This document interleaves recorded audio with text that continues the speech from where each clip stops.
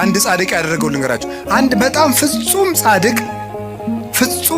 ጻድቅ አውሬ ሲበላው ያያል። አውሬ በልቶት ሳይቀበር ሲቀር፣ ሰውን ሁሉ የሚያስለቅስ ባለጸጋ ደግሞ በጥሩ አቀባበር ሲቀበር፣ እንደው ሰው ሁሉ አጅቦ ሲቀበር ያያል። እንደ እግዚአብሔር ሆይ እሱን ያገለገለህን ሰው አውሬ በልቶት እንዲሞት ታደርጋለህ፣ ቀማኛውን በስርዓት እንዲቀበር ታደርጋለህ። ፍርድ ምንድነው አለው። ይሄኛው ብዙ ጽድቅ አለው፣ ትንሽ ኃጢአት አለችው። የሷን ቦታ የሷን ፈንታ ስጋውን አውሬ እንዲበላው አድርጌ ነፍሱ ፍጹም እንድትሆን አድርጌያለሁ። ይሄኛው ደግሞ ሙሉ ኃጥ ነው፣ ግን ትንሽ ጽድቅ መቼስ የሌለው የለም።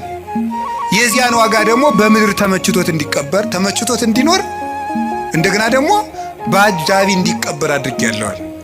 ያኛውም የሰማይ ዋጋውን አግኝቷል፣ ይሄም የምድር ዋጋውን አግኝቷል።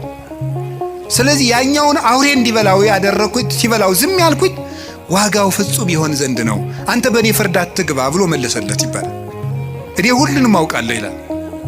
ስለዚህ አንዳንድ ጊዜ ሁላችንም እንላለን ለገሌ ያልሆነ እግዚአብሔር ስንታውቀታለች አቤት ስታስቀድስ ሲያስቀድስ ማንም አይቀድመውም እኮ እንላለን። ግን ለነሱ ያልሆነ አይ ቤተ ክርስቲያን እነሱም እንዲህ ነው የሆኑ እንላለን። እግዚአብሔር ግን ይሄንን የሚያደርግበት ምክንያት ለኃጢአታቸው ይቅርታ ለማድረግ።